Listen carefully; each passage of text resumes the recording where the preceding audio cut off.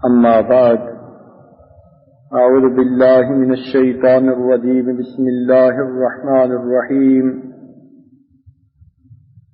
أفحسبتم أنما خلقناكم عبثا وأنكم إلينا لا ترجعون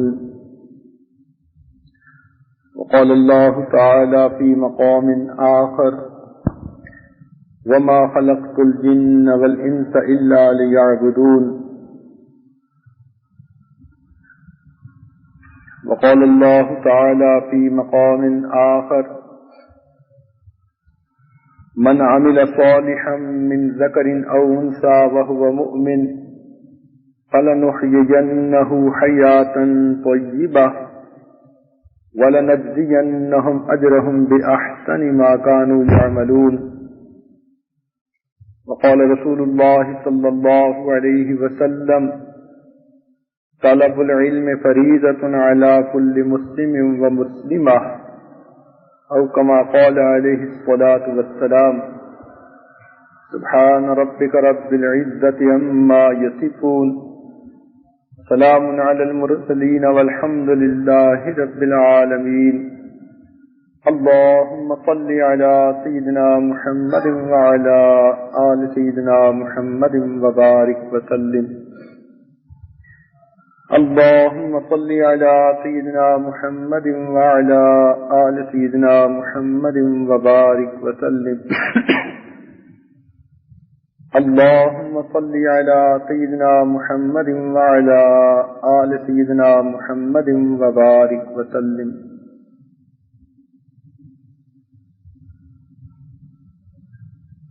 أفحسبتم أنما خلقناكم عبثا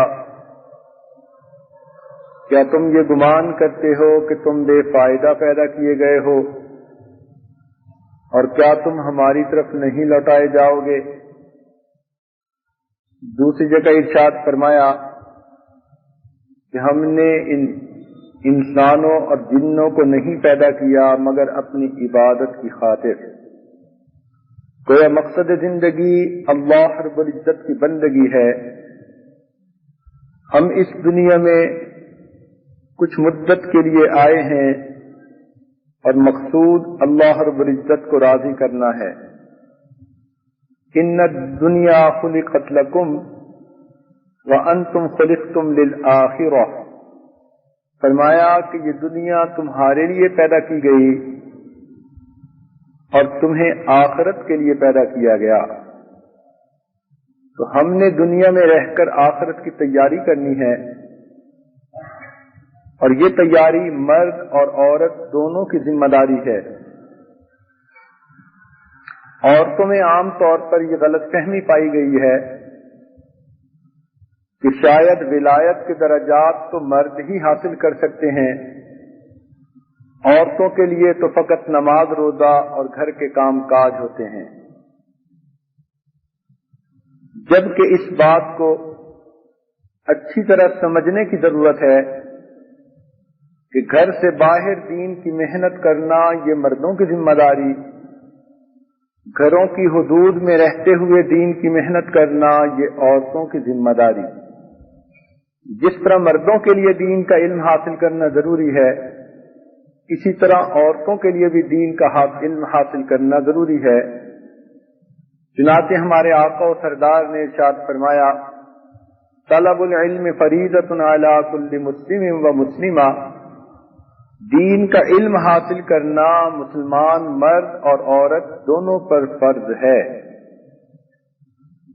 جب تک دین کا علم نہیں ہوگا انسان اس پر کیسے عمل کر سکے گا؟ لہذا ہمیں چاہیے کہ ہم دین کا علم حاصل کریں اور اللہ کے العزت کی رضا کے لیے اس پر عمل کریں۔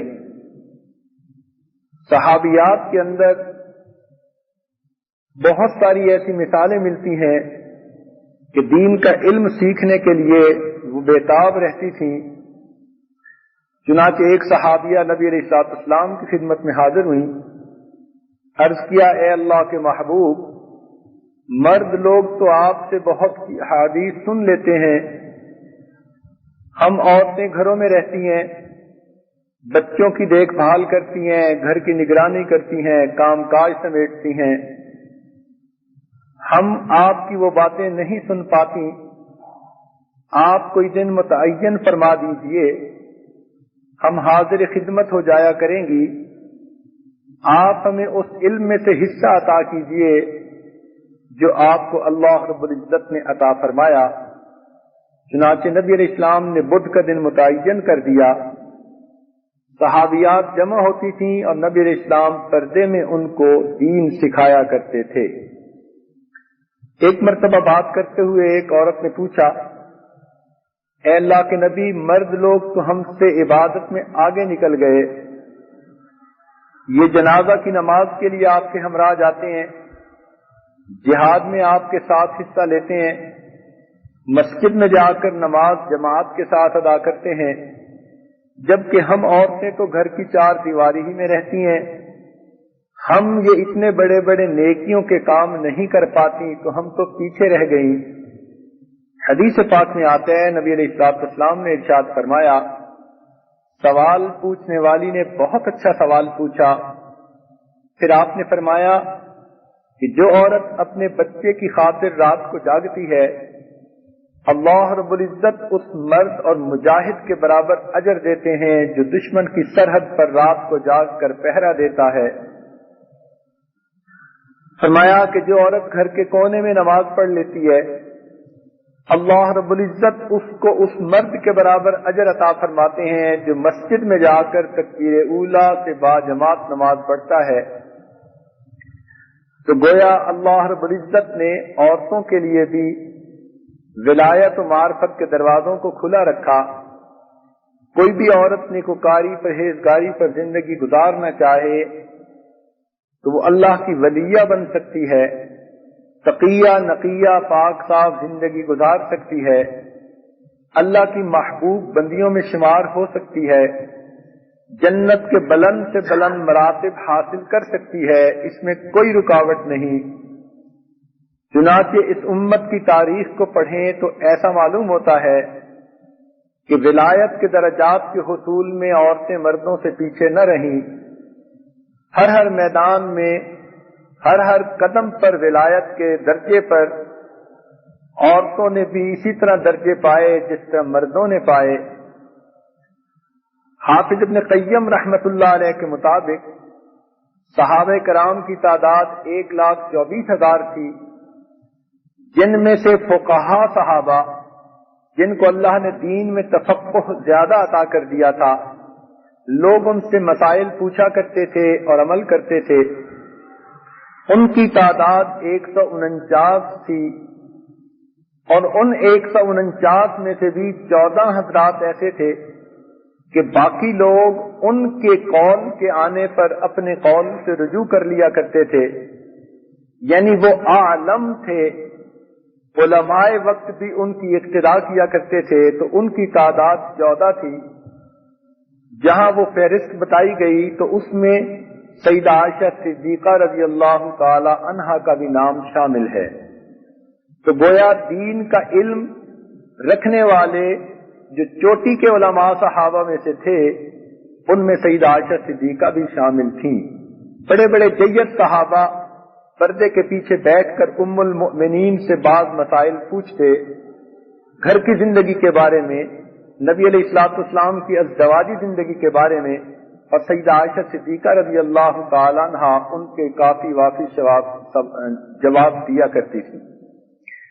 اللہ رب العزت نے ان کو اتنا علم دیا تھا کہ نبی اسلام نے ایک حدیث پاک میں ارشاد فرمایا کہ میری عائشہ تو آدھا دین ہے۔ تو معلوم ہوا کہ عورتیں دین کے اس میدان میں مردوں سے پیچھے نہیں رہیں، بلکہ بعض تو ایسی خوبیاں ہیں کہ جس میں عورتیں مردوں سے بھی بازی لے گئیں اور نمبر اول رہیں۔ مثال کے طور پر امت محمدیہ میں لسان نبوت سے قرآن مجید سننے کی سعادت سب سے پہلے عورت نے حاصل کی، جن کا نام خدیجۃ الکبریٰ رضی اللہ تعالی عنہا تھا۔ اب یہ سعادت مردوں کو نہیں ملی، لسان نبوت سے سب سے پہلے قرآن مجید سننے کی سعادت عورت نے پائی، جن کا نام سیدہ خدیجۃ الکبریٰ رضی اللہ تعالی عنہا تھا۔ اسی طرح امت محمدیہ میں دیدار نبی کی سب سے پہلے سعادت بھی خدیجۃ الکبریٰ نے پائی، یعنی جب نبی علیہ السلام نے نبوت کا دعویٰ فرمایا تو سب سے پہلے امتیوں میں سے جس کی نظر آپ کے چہرے پر پڑی اور اس نے نبوت کے چہرے کو دیکھا تو وہ مرد نہ تھا، وہ عورت تھی، اور ان کا نام خدیجۃ الکبریٰ تھا۔ اسی طرح اس امت میں سب سے پہلی شہادت جو پائی تو وہ سمیہ رضی اللہ تعالیٰ عنہ ایک صحابیہ تھی۔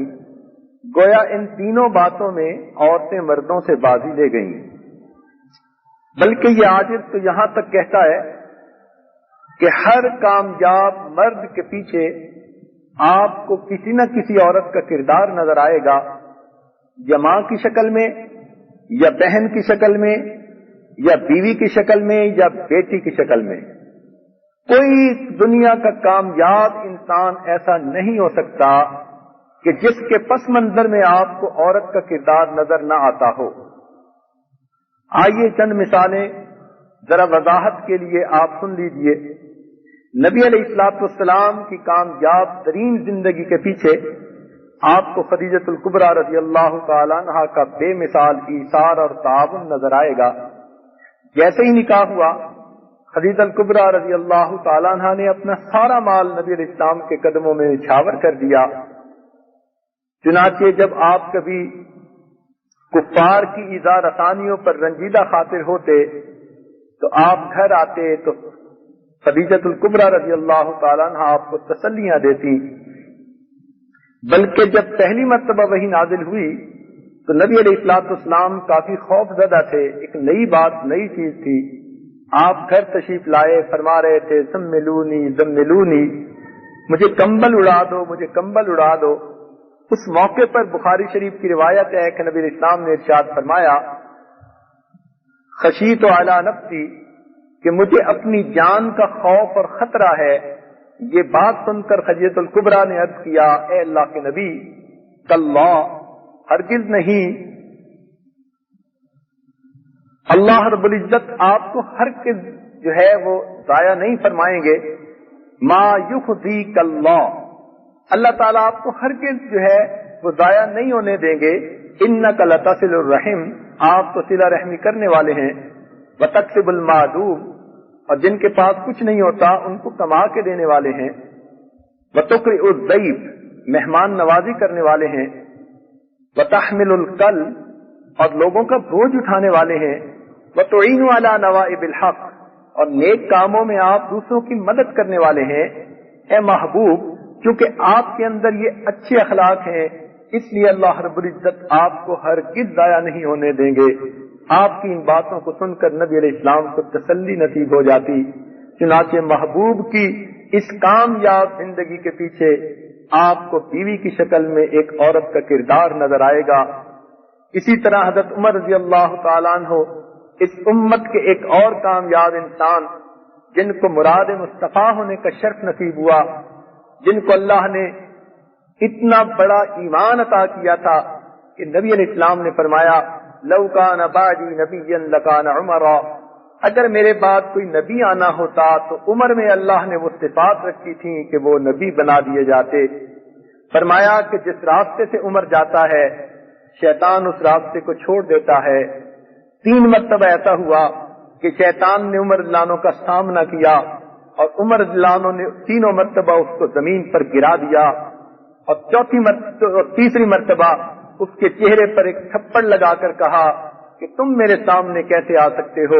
اس کے بعد شیطان نے آپ کا سامنا کرنا ہی چھوڑ دیا۔ جن کو اللہ نے اتنا بڑا ایمان عطا کیا تھا، ان کے قبول اسلام کی جو ہے حکایت آپ نے سنی ہوگی۔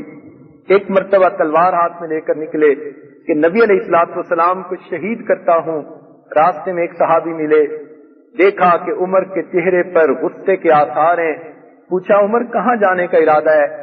کہنے لگے کہ میں چاہتا ہوں کہ آج مسلمانوں کے پیغمبر علیہ السلام کو شہید کر دوں، نہ رہے بانس نہ بجے بنسری۔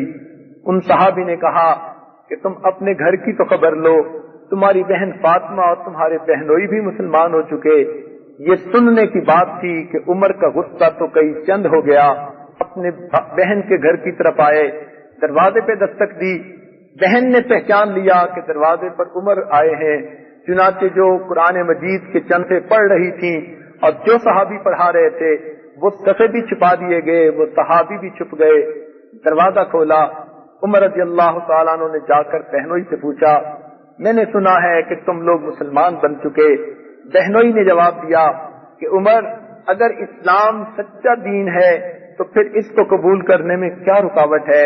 یہ سنتے ہی آگ بگولا ہو گئے، اپنے بہنوئی کو مارنا شروع کر دیا۔ بہن ان کو بچانے کے لیے درمیان میں آئی تو عمر رضی اللہ عنہ نے بہن کے رخسار پہ تھپڑ لگایا۔ نازک تھی، عورت داد تھی، نیچے گری، منہ سے خون آیا، آنکھوں سے آنسو نکل آئے، لیکن پھر اپنے بھائی عمر رضی اللہ عنہ کے سامنے کھڑی ہو کر کہنے لگی، عمر تو ہمارے جسم سے جان تو نکال سکتا ہے، ہمارے دلوں سے ایمان کو نہیں نکال سکتا۔ عمر، جس ماں کا دودھ تو نے پیا ہے اسی ماں کا دودھ میں نے بھی پیا ہوا ہے۔ یہ الفاظ عمر لانو کے دل کے اندر اتر گئے، موم ہو گئے۔ پوچھنے لگے، فاطمہ سناؤ کیا پڑھ رہی تھی؟ فرمانے لگی، بھائی آپ کا جسم پاک نہیں، شرک کی نجاست سے لچڑا ہوا ہے، آپ کو تو غسل کرنا پڑے گا۔ چنانچہ غسل کر کے آئے۔ اس وقت انہوں نے، وہ صحابی بھی باہر آ گئے جو ان کو قرآن مجید پڑھا رہے تھے، چنانچہ انہوں نے سورہ طٰہٰ کی ابتدائی آیتیں پڑھی۔ عمر رضی اللہ عنہ سنتے رہے۔ جب آیتیں پڑھی گئیں، اننی انا اللہ لا الہ الا انا فاعبدنی واقم الصلاۃ لذکری، تو ان آیتوں کی وجہ سے عمر رضی اللہ عنہ کے دل کے اندر ایک شعلہ اٹھا اور دل اسلام کو قبول کرنے کی طرف مائل ہو گیا۔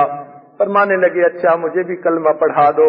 وہ صحابی کہنے لگے، اللہ اکبر، میں نے نبی علیہ الصلوۃ والسلام سے سنا، وہ آپ کے لیے اللہ کے حضور دعائیں فرما رہے تھے، اے اللہ عمر ابن خطاب اور عمر ابن حشام میں سے کسی ایک کے ذریعے اسلام کو عزتیں عطا فرما، آؤ میں تمہیں اللہ کے محبوب کے پاس لے چلتا ہوں۔ چنانچہ محبوب کی خدمت میں پہنچے۔ دار ارقم میں صحابہ موجود ہیں، کنڈی لگی ہے، سید حمزہ رضی اللہ تعالیٰ عنہ بھی موجود ہیں۔ چنانچہ اس وقت دستک دی۔ جب دستک دی، کسی نے جو ہے سوراخ میں سے دیکھا، عمر کھڑے ہیں، ہاتھ میں تلوار ہے۔ نبی علیہ السلام کی خدمت میں عرض کیا کہ حضور صلی اللہ علیہ وسلم، اے اللہ کے محبوب، دروازے پر عمر بن الخطاب کھڑے ہیں، ہاتھ میں تلوار ہے، محسوس ہوتا ہے کہ کوئی بدلی بات ہے۔ اس وقت حمزہ رضی اللہ تعالیٰ عنہ آگے بڑھے، فرمانے لگے، دروازے کو کھول دو، اگر ماننے کی نیت سے آیا ہے اس کا آنا مبارک ہو، اور اگر کسی اور ارادے سے آیا ہے اسی کی تلوار ہوگی، اسی کی گردن کو اڑا کے رکھ دوں گا۔ دروازہ کھولا گیا، مگر عمر کے تو جو ہے حالات بدلے ہوئے تھے۔ آ کر دو دانو بیٹھ گئے، کہنے لگے کہ کلمہ پڑھنے کے لیے آیا ہوں۔ صحابہ نے اللہ اکبر کا نعرہ لگایا۔ محبوب نے خوشی کا اظہار فرمایا کہ اللہ رب العزت نے میری دعا کو قبول کر لیا۔ چنانچہ کلمہ پڑھا، نماز کا وقت آ گیا۔ صحابہ اس وقت دار ارقم میں نماز پڑھتے تھے، مگر ابن الخطاب نانو فرمانے لگے، اے اللہ کے نبی، اب تک آپ گھر میں نمازیں پڑھتے رہے، اب عمر مسلمان ہو چکا، آئیے ہم مسجد میں جا کر نماز پڑھتے ہیں۔ چنانچہ 38 پہلے صحابی تھے، 39 میں صحابی حضرت حمزہ ہوئے اور 40 میں صحابی حضرت عمر بن الخطاب ہوئے، اور یہ 40 صحابہ نبی علیہ السلام کے ہمراہ مل کر چنانچہ مسجد جو ہے حرام میں حاضر ہوئے، اور وہاں پر عمر رضی اللہ عنہ نے اعلان کیا، اے کفار مکہ، تم اگر اپنی بیویوں کو بیوہ کروانا چاہو، بچوں کو یتیم بنوانا چاہو تو آج عمر کے مقابلے میں آ جاؤ۔ سبحان اللہ، اللہ نے اسلام کو عزت دی، گھر کی بجائے مسجد میں عبادت شروع ہو گئی۔ تو اسلام کے اس عظیم سپوت کے پیچھے آپ کو ایک بہن کا کردار نظر آئے گا، گویا ایک کامیاب مرد کے پیچھے آپ کو ایک عورت کا کردار نظر آئے گا بہن کی حیثیت سے۔ اسی طرح اکرمہ رضی اللہ تعالی عنہ جو اسلام کے ایک عظیم جرنیل گزرے ہیں، ان کے بارے میں بھی آتا ہے کہ انہوں نے نبی علیہ السلام کو حالت کفر میں اتنی تکلیفیں پہنچائی تھیں کہ ان کا خیال تھا فتح مکہ کے موقع پر اب تو مجھے ضرور ہی قتل کر دیا جائے گا، لہذا فتح مکہ کے دن وہ اپنے گھر سے نکل گئے، خیال تھا کہیں دور جا کر بسیرا کر لیں گے۔ اگلے دن ان کی بیوی حاضر خدمت ہوئی، نبی علیہ السلام کے پاس آ کر کلمہ پڑھا، پھر پوچھا ہے اللہ کے نبی اگر اجازت ہو تو میرے خامد کو آپ امن عطا کر دیجئے، میں اس کو لے کے آتی ہوں۔ محبوب کا دل تو سمندر سے بھی زیادہ فراز تھا، چنانچہ فرمایا کہ اسے معافی دے دی گئی۔ ان کی بیوی اس وقت تیزی سے چلتی ہیں، سفر طے کرتے کرتے ایک ایسی جگہ پہنچی جہاں دریا تھا اور ان کے خامن کشتی میں سوار ہو کے دریا کے دوسرے کنارے کے لیے روانہ ہو چکے تھے۔ بیوی نے عقل مندی کی، دوسری کشتی کرائے پر لی، تیزی کے ساتھ کشتی کو چلوایا، دریا کے درمیان میں کشتی کو دوسری کشتی کے مقابلے میں لا کر اپنے خامن کو مخاطب کیا، کہا کہ آگے جانے کی ضرورت نہیں، آؤ واپس چلتے ہیں۔ خامن نے کہا قتل کر دیا جاؤں گا، کہنے لگی ہرگز نہیں، میں امن لے کے آئی ہوں۔ چنانچہ اپنی بیوی کے ساتھ واپس آتے ہیں، کلمہ پڑھ کر اسلام قبول کرتے ہیں۔ اسلام کے اس عظیم جرنیل کے پیچھے آپ کو ایک عورت کا کردار نظر آئے گا، ان کی بیوی کی حیثیت سے۔ اسی طرح سیدنا صدیق اکبر رضی اللہ تعالیٰ عنہ کی زندگی کے بارے میں آپ نے کافی تفصیلات پڑھی ہوں گی۔ سفر ہجرت کے بارے میں نبی علیہ السلام جب تشریف لائے، آپ نے فرمایا مجھے خلوت چاہیے۔ عرض کیا ہے اللہ کے محبوب میرے گھر میں میری بیوی اور 2 بیٹیوں کے سوا کچھ نہیں، اور یہ تو اپنی ہیں، ان سے تو کسی بات کے باہر جانے کا کوئی خوف خطرہ نہیں۔ چنانچہ نبی علیہ السلام نے فرمایا کہ ہجرت کا حکم ہے۔ اسی وقت آپ کی بیٹی اسماء رضی اللہ تعالی عنہا نے تیاری شروع کر دی، اپنی چادر کے 2 ٹکڑے کر کے ایک گٹھڑی باندھ دی اور گھر کا سامان تیار کر کے روانہ کر دیا۔ یہ بیٹی ہیں لیکن دیکھیے اپنے والد کے دین کے معاملے میں معاونہ بن رہی ہیں۔ جب دونوں حضرات چل پڑے تو چلتے ہوئے صدیق اکبر عنہ نے فرمایا اپنی اہلیہ سے آپ ہمارے لیے کھانا بنا دینا۔ بیٹے سے کہا کہ تم روزانہ شہر کے اندر جا کر کفار کی باتیں سننا اور رات کو ہمیں غار ثور کے اندر وہ باتیں سنا جانا۔ غلام سے کہا تم بکریاں چرانا اور بکریاں چرانے کے بہانے تم غار ثور میں آ کے ہمیں دودھ پلا دینا۔ اور اپنی بیٹی اسماء سے کہا جو عائشہ رضی اللہ عنہا کی بڑی بہن تھی، اتنی بڑی تو اس وقت نہیں تھی، زندگی کے لڑکپن کی جو ہے حالت میں تھی، بیٹی تم چھوٹی ہو، تمہارے اوپر کوئی شک بھی نہیں کرے گا، تم کھانا ہمیں غار میں پہنچا دینا۔ بیٹی نے کہا ابا حضور ضرور پہنچاؤں گی۔ چنانچہ اس کے بعد صدیق اکبر عنہ اس ہجرت کے سفر پر روانہ ہوئے۔ جب چل پڑے پیچھے سے دادا آ گئے اور آ کر گھر والوں سے پوچھنے لگے، ابو قحافہ رضی اللہ تعالیٰ عنہ پوچھنے لگے کہ ابو بکر چلے گئے، نابینا تھے، بچیوں نے بتایا کہ دادا ابو وہ تو چلے گئے ہیں۔ پوچھا کہ کچھ گھر والوں کے لیے چھوڑ بھی گئے ہیں، حالانکہ اس وقت جتنے 1000 درہم تھے، دینار تھے، وہ تو ابو بکر عنہ ساتھ لے گئے تھے، گھر کچھ بھی نہیں چھوڑا تھا۔ لیکن اسماء رضی اللہ عنہا سمجھدار تھیں، انہوں نے کپڑے کے اندر کچھ پتھر اکٹھے کر دیے اور اپنے دادا کو کہا کہ ذرا ہاتھ لگا کے دیکھو اس کپڑے کے اندر بہت کچھ ہے۔ چنانچہ ہاتھ لگایا، انہوں نے سمجھا شاید اس کے اندر درہم و دینار ہیں، ان کو اطمینان ہو گیا۔ چھوٹی سی بچی دیکھیے اپنے دادا ابو کو کیسی تسلیاں دے رہی ہے، سفر ہجرت کی کامیابی میں اپنا کردار ادا کر رہی ہے۔ چنانچہ کھانا لے کر نبی علیہ السلام کو غار ثور میں پہنچایا۔ جب دوسرے دن پہنچانے کے لیے حاضر ہوئی، نبی علیہ السلام نے دیکھا کہ اسماء کے ماتھے کے اوپر زخم کا نشان ہے اور اسماء کچھ رنجیدہ اور کچھ قبیلہ خاطر اور مغموم اداس نظر آ رہی ہے۔ پوچھا اسماء تم کیوں اداس ہو؟ آنکھوں میں سے آنسو آ گئے۔ اے اللہ کے محبوب کل جب آپ کی خدمت میں کھانا پیش کر کے میں واپس جا رہی تھی تو اس وقت ابو جہل مجھے راستے میں مل گیا، اس نے مجھے پکڑ لیا اور کہنے لگا ابو بکر کی بیٹی تجھے پتا ہوگا کہ تمہارے پیغمبر کہاں ہیں؟ اے اللہ کے نبی میں نے سچ بولا، پر کہا کہ ہاں مجھے معلوم ہے۔ اس نے بالوں سے پکڑ کر کھینچنا شروع کر دیا، کہا مجھے جلدی بتاؤ کہاں ہے؟ میں نے کہا ہرگز نہیں بتاؤں گی۔ اس نے مجھے کہا انتہائی سخت ماروں گا۔ میں نے کہا تم جو چاہو کر لو، فقدم ہاں انتقاد، تو جو چاہے کر لے، میں تجھے ہرگز نہیں بتاؤں گی۔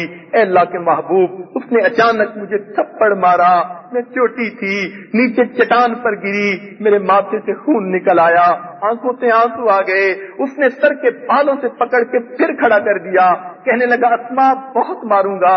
میں نے روتے ہوئے اسے کہا میری جان تو تیرے حوالے، مگر محمد عربی کو میں تیرے حوالے نہیں کروں گی۔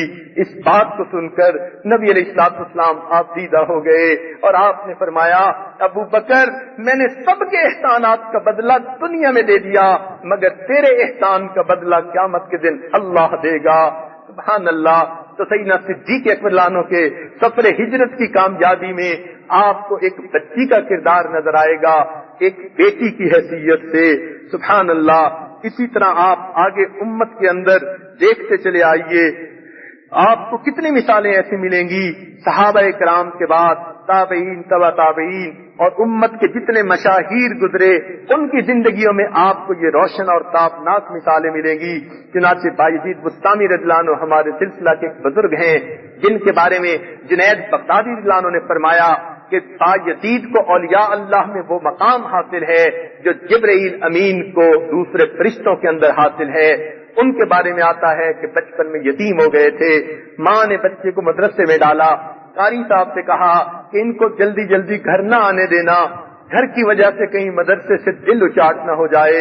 چنانچہ قاری صاحب نے ان کو کئی دن مدرسے میں رکھا۔ بچے نے ایک دن کہا کہ گھر جانے کو جی چاہتا ہے۔ استاد نے بہت سارا سبق ذمہ لگا دیا، اگر یہ سب سنا دو گے تو تمہیں اجازت دے دوں گا۔ بچے نے وہ یاد کر کے سنا دیا، استاد نے اجازت دے دی۔ بایزید بستامی لانو اپنے گھر آئے، دروازے پہ دستک دی، والدہ اس وقت وضو کر رہی تھی، کھٹکے سے پہچان گئی میرا بیٹا دروازے پر ہے، مگر پھر سوچنے لگی آج اگر دروازہ کھول کر اس کو گھر لے داخل ہونے دیا تو بچے کو گھر کی عادت پڑ جائے گی، مدرسے نہیں جایا کرے گا۔ چنانچہ دروازے کے اندر آ کر کھڑی ہوئی، بچے سے پوچھتی ہیں من دق الباب، کس نے دروازہ کھٹکھٹایا؟ جواب ملا بایزید، میں نے دروازہ کھٹکھٹایا ہے۔ آگے سے فرمانے لگی ایک میرا بایزید تھا، میں نے تو اسے اللہ کے دین کے لیے وقف کر دیا، تو کون بایزید ہے جو میرا دروازہ کھٹکھٹا رہا ہے؟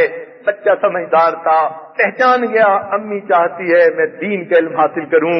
لوٹ کے واپس مدرسے آیا اور اس وقت مدرسے سے نکلا جب عالم فاضل بن چکا تھا۔ اتنے بڑے ولی کو ولی بنانے میں آپ کو ایک عورت کا کردار نظر آئے گا، ان کی ماں کی حیثیت سے۔ اسی طرح امام غزالی رحمت اللہ علیہ، محمد غزالی، امام احمد غزالی، یہ دونوں بھائی تھے، ان کی تربیت بھی ان کی والدہ نے کی۔ یہ بھی یتیم ہو گئے تھے، والدہ نے دونوں کی تربیت کی اور دونوں کو نیک بنایا۔ ان میں سے امام غزالی رحمت اللہ علیہ علم میں بلند مرتبہ رکھتے تھے، مگر ان کے دوسرے بھائی وہ عمل میں بہت بڑھے ہوئے تھے، صاحب کشف انسان تھے۔ امام غزالی رحمت اللہ علیہ مسجد میں نماز پڑھاتے، لیکن ان کے بھائی اپنی اکیلی نماز پڑھ لیتے، امام کے پیچھے پڑھنے سے گھبرایا کرتے تھے۔ لوگوں کی سمجھ سے یہ بات بالا تر تھی۔ ایک دن امام غزالی رحمت اللہ علیہ نے والدہ سے کہا کہ امی میں اس مسجد کا امام ہوں اور بڑے خطیبوں کا بھی بڑا خطیب ہوں، اور لوگ میرے اوپر اعتراض کرتے ہیں اس کا اپنا بھائی اس کے پیچھے نماز نہیں پڑھتا، تو پھر اس کی امامت کیسی؟ تو ماں نے کہا بیٹے تم اس کے پیچھے نماز پڑھ لیا کرو۔ چنانچہ ان کے بھائی احمد غزالی ان ماں کی حکم کی وجہ سے ان کے پیچھے نماز پڑھنے کے لیے چلے گئے۔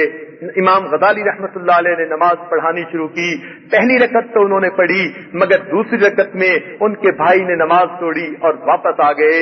اب امام غزالی کی پوزیشن اور زیادہ آکورڈ ہو گئی، نماز پڑھ کر بڑے رنجیدہ تھے۔ والدہ کو آ کر بتایا امی بھائی نے تو اور میری ناک کٹوا دی۔ ماں نے بلا کے پوچھا بیٹے تم نے کیوں میری بات نہ مانی؟ کہنے لگا امی آپ نے کہا تھا کہ اس کے پیچھے نماز پڑھنا، میں تو نماز پڑھنے گیا تھا، جب تک یہ نماز پڑھا رہے تھے میں پیچھے پڑھتا رہا، جب یہ نماز پڑھانے کی بجائے کچھ اور سوچنے لگے تو میں واپس آ گیا. ماں نے پوچھا بیٹے تم نے کیا سوچا؟ امام غزالی رحمت اللہ علیہ کی آنکھوں سے آنسو آ گئے. امی معافی مانگتا ہوں، مجھ سے واقعی بڑی غلطی ہو گئی. میں نماز پڑھانے سے پہلے عورتوں کے کچھ مسائل پڑھ رہا تھا اور ان مسائل میں غور و فکر کر رہا تھا. جب نماز کا وقت ہوا پہلی رکعت تو میں نے توجہ اللہ کے ساتھ پڑھائی، مگر دوسری رکعت میں عورتوں کے وہی مسائل میری دماغ میں آ گئے اور میں تھوڑی دیر کے لیے انہی مسائل کے اندر سوچنے لگ گیا. تو اس وقت جو ہے ماں نے کہا افسوس کہ تم دونوں میں سے کوئی بیٹا بھی میرے کام کا نہ رہا. جب ماں کی یہ بات سنی دونوں بچے تڑپ اٹھے، کہنے لگی امی ہم دونوں آپ کے کام کے کیسے نہ بنے. کہنے لگی کہ ایک تو نماز میں کھڑا عورتوں کے مسائل سوچ رہا تھا اور دوسرا اس کے پیچھے کھڑا اس کے دل کو دیکھ رہا تھا. دونوں میں سے کوئی بھی اللہ کی طرف متوجہ نہ تھا. سبحان اللہ، یہ ماں کی تربیت تھی جس نے ان کو وقت کا امام غزالی بنا دیا. تو ایک اور کامیاب شخصیت کے پیچھے آپ کو ماں کی شکل میں عورت کا کردار نظر آئے گا. اسی طرح شیخ عبد القادر جیلانی رحمت اللہ علیہ کا واقعہ ہے. بچپن میں مدرسے میں پڑھنے جاتے ہیں، ماں ان کے کپڑے میں پیسے سی دیتی ہے، نصیحت کرتی ہے بیٹے تم نے ہمیشہ سچ بولنا ہے. سچا راستے میں چلا، قافلے کو ڈاکوؤں نے لوٹا. ایک نے پوچھا تمہارے پاس پیسے ہیں؟ بچے نے صاف بتا دیا. ڈاکو اس کو اپنے سردار کے پاس لے گیا. سردار بڑا حیران، بچے کو جان کا خوف نہیں، مال کے ضائع ہونے کا ڈر نہیں. پوچھا بچے تم نے سچ سچ کیوں بتا دیا؟ لوگ تو ایسے موقع پہ چھپاتے ہیں اپنے مال کو. کہنے لگا میری امی نے کہا تھا سچ بولنا. اس بچے کی بات کا اتنا اثر ہوا، ڈاکوؤں کے سردار نے سوچا یہ چھوٹا سا بچہ ماں کی بات کا اتنا لحاظ رکھتا ہے، ہم نے تو کلمہ پڑھا، ہم اللہ رب العزت کے دین کا لحاظ نہیں رکھتے، چنانچہ توبہ کر کے نیک بن جاتے ہیں. یہ بچہ وقت کا ایک بڑا ولی بنا، جن کو شیخ عبد القادر جیلانی رحمت اللہ علیہ فرماتے ہیں ایک اور کامیاب شخصیت کے پیچھے آپ کو عورت کا کردار ماں کی شکل میں نظر آئے گا. اسی طرح حضرت خواجہ معین الدین اجمیری رحمت اللہ علیہ جب بنگال کے دورے پر نکلے، آپ کے ہاتھ پر 7 لاکھ ہندوؤں نے اسلام قبول کیا، 70 لاکھ مسلمانوں نے بیعت توبہ کی. جب آپ گھر واپس آئے خوش تھے، چہرے پہ رعنائی تھی، کھلا ہوا چہرہ تھا. اپنی والدہ کی قدم بوسی کی. ماں نے پوچھا بیٹے آج بڑے خوش نظر آ رہے ہو. امی اللہ نے یہ سعادت بخشی کہ لاکھوں انسانوں نے اس فقیر کے ہاتھ پر اسلام کو قبول کر لیا. ماں نے فرمایا بیٹا یہ تیرا کمال نہیں، یہ تو میرا کمال ہے. کہنے لگی امی سچ کہا لیکن تفصیل تو بتا دیجئے. ماں نے کہا بیٹا جب تم چھوٹے تھے میں نے کبھی تمہیں بے وضو دودھ نہیں پلایا، یہ اس کی برکت ہے اللہ نے تمہارے ہاتھوں پر لاکھوں انسانوں کو اسلام قبول کرنے کی توفیق عطا فرما دی. تو ایک اور کامیاب شخصیت کے پیچھے آپ کو ایک عورت ماں کی شکل میں نظر آئے گی. اسی طرح حضرت خواجہ قطب الدین بختیار کاکی رحمت اللہ علیہ جو قطب مینار کے قریب لیٹے ہوئے ہیں، ان کے بارے میں آتا ہے کہ مغلیہ بادشاہوں کے وہ پیر تھے، اور جب وقت کے بادشاہ بھی مرید ہوں تو پھر رعایت کا کیا کہنا. تو لاکھوں انسانوں کے یہ شیخ بنے، اللہ نے ان کو وہ مقام عطا کیا. ان کی بات ہے ابھی چھوٹے تھے اور ابھی جو ہے پیدائش کو تھوڑے دن گزرے تھے. ماں باپ ان کے آپس میں مشورہ کر رہے تھے بچے کی اچھی تربیت کرنی چاہیے. ماں کہنے لگی میرے ذہن میں ایک تجویز ہے، تھوڑا سا بڑا ہوا میں اس تجویز پر عمل کروں گی. اللہ نے کیا، مدرسے جانے کے قابل ہو گئے. ایک دن ماں نے کھانا بنایا اور کھانا بنا کر کمرے میں چھپا دیا. بیٹے نے آ کر کہا امی بھوک لگی ہے.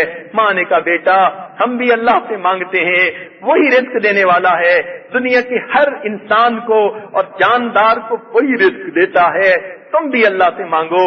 بیٹے نے پوچھا امی کیسے مانگوں؟ کہا بیٹے مصلی بچھاؤ.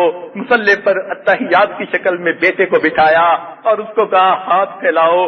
بیٹے نے معصوم سے ہاتھ اٹھائے اور اللہ سے دعا مانگنے لگا. اللہ میں ابھی مدرسے سے آیا ہوں، اے میرے اللہ میں اس وقت تھکا ہوا بھی ہوں، مجھے سخت بھوک لگی ہوئی ہے، تو میرے والدین کو بھی رزق دیتا ہے، اللہ مجھے بھی رزق دے دے. بچے نے یہ الفاظ کہہ کے پوچھا امی اب میں کیا کروں؟ ہوں. ماں نے کہا بیٹے تم اس کمرے میں تلاش کرو, تمہیں کہیں روٹی مل جائے گی.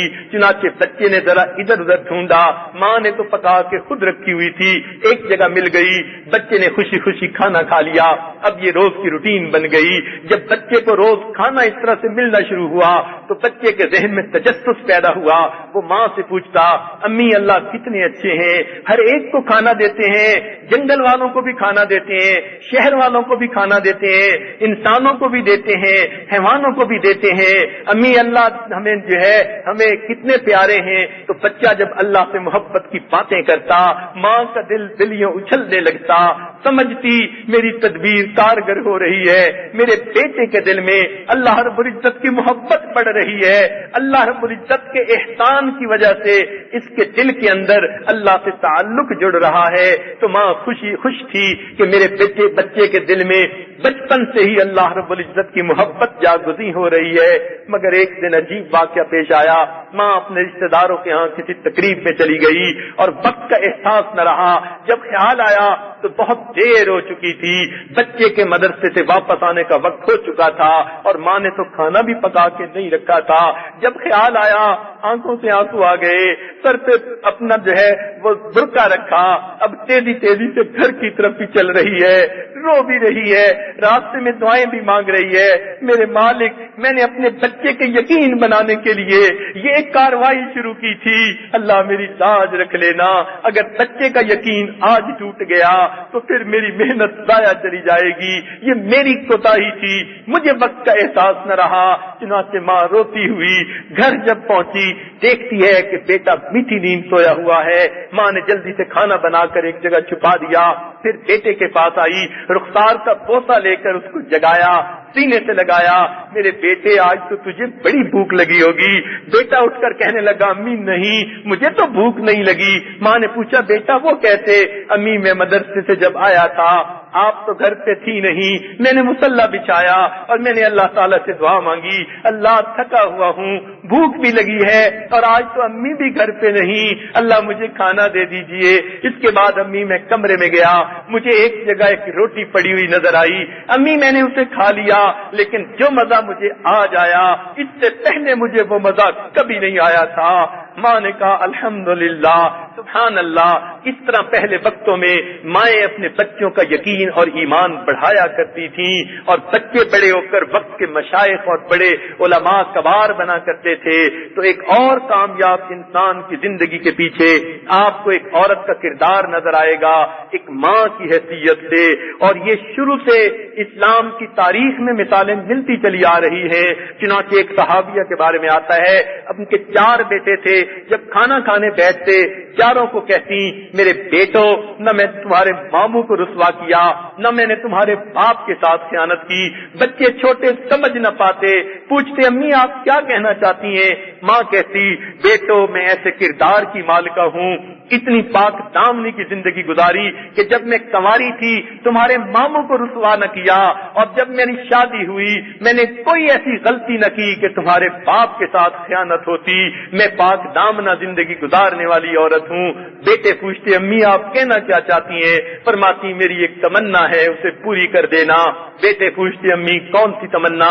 فرماتی جب تم جوان ہو جاؤ گے تم دین کے جہاد کے لیے اللہ کے راستے میں نکلنا, اور بیٹو تم سب کے سب اللہ کے راستے میں شہید ہو جانا, اور جب مجھے خبر ملے گی میں آ کر تمہاری لاشوں کو دیکھوں گی, اگر تمہارے سینوں پہ تلواروں کے زخم نظر آئے بیٹو میں تجھ سے بڑی راضی ہو جاؤں گی, اور اگر پشت پر نظر آئے تو میں کبھی تمہیں معاف نہیں کروں گی. بیٹے کہتے امی ہم ضرور شہید ہوں گے, مگر پوچھتے امی آپ ایسا کیوں چاہتی ہیں؟ ماں اس وقت ٹھنڈی سانس لے کر کہتی میرے بیٹو قیامت کا دن ہوگا, پروردگار کی طرف سے اعلان ہوگا شہیدوں کی مائیں کہاں ہیں, تو اس وقت مجھے اپنے پروردگار کے سامنے جاتے ہوئے سرخروئی نصیب ہوگی. سبحان اللہ. اور دیکھیے ایسے شہداء کے پیچھے آپ کو ایک ماں کا کردار نظر آئے گا. یہ مثالیں سینکڑوں نہیں ہزاروں کی تعداد میں آپ کو تاریخ اسلام کے اندر مل جائیں گی. اس لیے اصل تو گھر کا ماحول عورتیں ہی بناتی ہیں. یہ پکی بات ہے کہ گھر کا ماحول مرد بنانے میں مرد بھی کردار عورت کا ہوا کرتا ہے. مرد جتنا بھی زور لگا لے وہ گھر کا ماحول نہیں بنا سکتے، لیکن عورت اگر چاہے تو گھر کا ماحول آسانی سے بنا لیتی ہے. اسی لیے یہ عاجز تو یہاں تک کہتا ہے اگر کسی انسان کے 2 بچے ہوں، ایک بیٹا ہو اور ایک بیٹی ہو، اور اس کے وسائل اتنے ہوں کہ دونوں میں سے ایک کو دین کی تعلیم دے سکتا ہے، تو اس آدمی کو چاہیے کہ بیٹی کو دین کی تعلیم پہلے دے، اس لیے کہ مرد پڑھا مرد پڑھا، عورت پڑھی خاندان پڑھا. جب کوئی بچی پڑھ جائے گی کل کو یہ گھر کی مالکہ بنے گی، اس کی اپنی اولاد ہوگی، اس کا شوہر ہوگا، گھر کے دوسرے افراد ہوں گے، پھر یہ گھر کے اندر ماحول بنانے میں مرکزی کردار ادا کرے گی. اس لیے بچیوں کو دین پڑھانا اور ان کو گھر کے ماحول بنانے کے ذمہ داری سونپنا یہ وقت کی اہم ضرورت ہے. صحابیات علم حاصل کرنے میں صحابہ سے مرتبے میں کم نہیں تھی، بلکہ بعض تو ایسی بھی مثالیں ملی کہ صحابہ ان کے علم پر حیران ہوا کرتے تھے. سنیے اور ذرا دل کے کانوں سے سنیے. سیدنا عمر بن خطاب لانو کا دور ہے، آپ منبر پر کھڑے ہوئے، فرمایا آج کل لوگ حق مہر کے باندھنے میں بڑی جو ہے وہ بہت فراخی کا ثبوت دے رہے ہیں. امیر لوگ بڑے بڑے حق مہر باندھتے ہیں، جبکہ غریب لوگ اتنا نہیں باندھ سکتے، تو غرباء کو پریشانی ہوتی ہے. میرا جی چاہتا ہے ایک مناسب مقدار متعین کر دی جائے، امیر غریب سب اتنا حق مہر باندھ لیا کریں تاکہ کسی مسلمان بھائی کا دل رنجیدہ نہ ہو. آپ نے یہ تجویز پیش کی اور کہا کہ ایک درمیانی مقدار متعین کر لینی چاہیے اور اس کو حق مہر آج کے بعد باندھنا چاہیے. آپ یہ بیان کر کے نیچے اترے. عورتوں کی طرف سے ایک صحابیہ پردے میں آئی ہیں اور عمر لانو کے پاس آ کر کھڑی ہوئی اور کہنے لگی امیر المومنین آپ نے انتظامی امور کی وجہ سے یہ مسئلہ بیان کیا یا آپ نے شریعت و سنت کے سامنے رکھ کے مسئلہ بیان کیا؟ انہوں نے کہا میں نے تو انتظامی امور کو سامنے رکھ کے بات کی ہے تاکہ کسی کی دل آزاری نہ ہو. فرمانے لگی مگر جب قرآن میں یہ بات وضاحت سے بیان کر دی آپ کو کہاں اختیار ہے کہ آپ اس میں کوئی کمی بیشی کر سکیں؟ عمر لانو نے فرمایا کہاں قرآن میں اس کی تفصیل ہے؟ فرمانے لگی اللہ تعالیٰ نے فرمایا ان آتیتم احداہن قنطارا، اگر تم کسی بیوی عورت کو حق کے مہر کے میں اگر سونے چاندی کا ڈھیر بھی دے دو، تو جب اللہ تعالیٰ نے قرآن پاک میں سونے چاندی کا ڈھیر کہا تو آپ اس جو ہے مقدار کو کیسے کم کر سکتے ہیں؟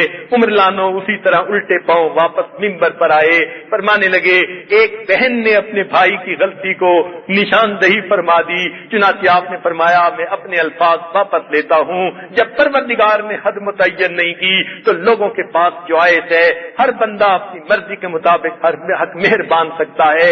اس سے معلوم ہوا کہ عورتیں علم میں اس وقت صحابہ سے رتبے میں کم نہیں تھیں، بلکہ ان کو بھی کئی مرتبہ اپنی جو ہے وہ مشورے دیا کرتی تھی.